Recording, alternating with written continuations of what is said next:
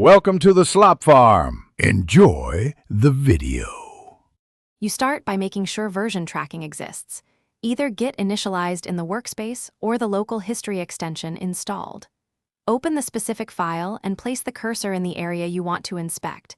This makes navigation easier. Next, open the source control and timeline views so you can access recorded snapshots. Once done, you'll know whether changes come from commits, local history, or extensions, which determines the next command you'll run to retrieve the file's past. Now you inspect the middle steps. Use the timeline panel to scan snapshots with timestamps. Click any entry to preview content.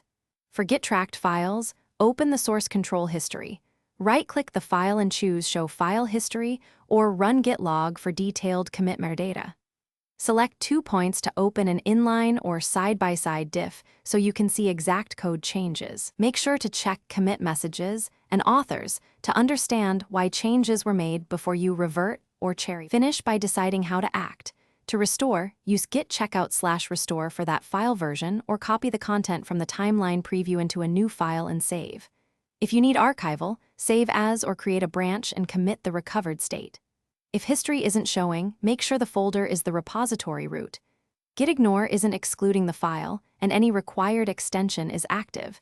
These common issues block history. If problems persist, restart VS Code and rescan the workspace. Thanks for watching. Consider subscribing if we helped you today.